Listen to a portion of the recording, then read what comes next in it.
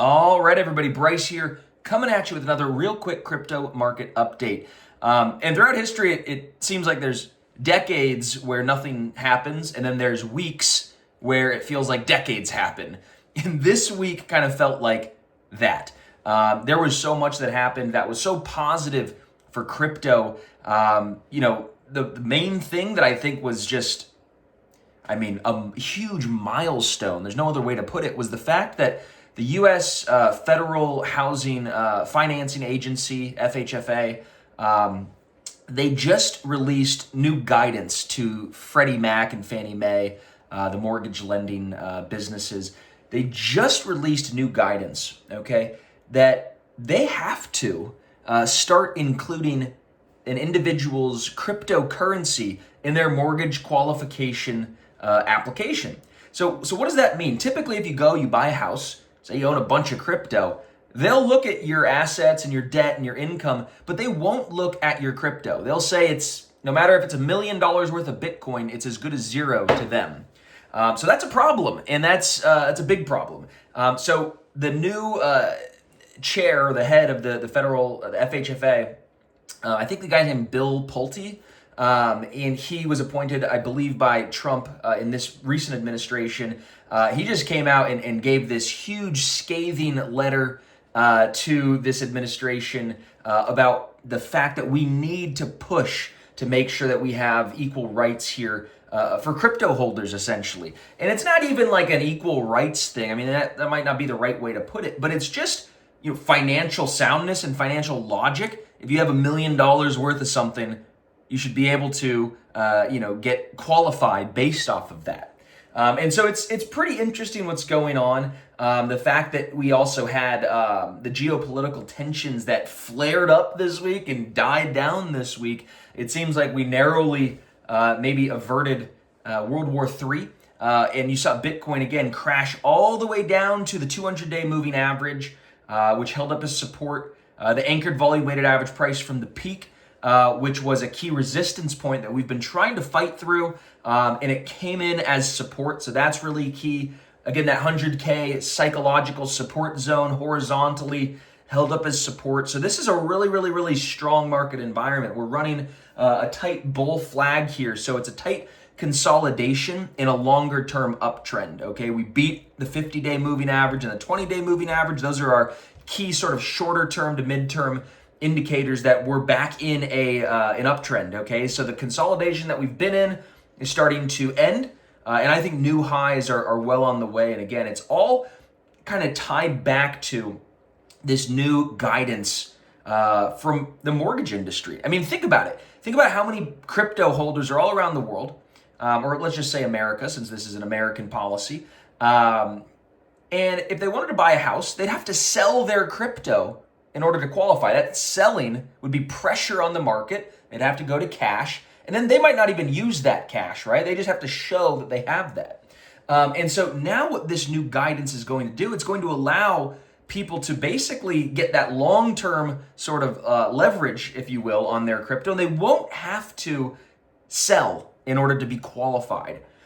So that's a really, really, really big deal that I think really flew under the radar, because at the end of the day, the policy, the laws, sometimes this goes way over people's head. They miss it in the news. And so I really like to highlight these different policies, because I was speaking to a hedge fund manager the other day, and he said, he's been spending a lot of time in Washington, D.C., because for every line of policy that is written or removed, right, through regulation or deregulation, it moves $1 billion worth of value, essentially, right? Regulation and policy is really what's driving markets right now. So it's so important to pay attention to the tone, to the shifts, right? Those inflection points.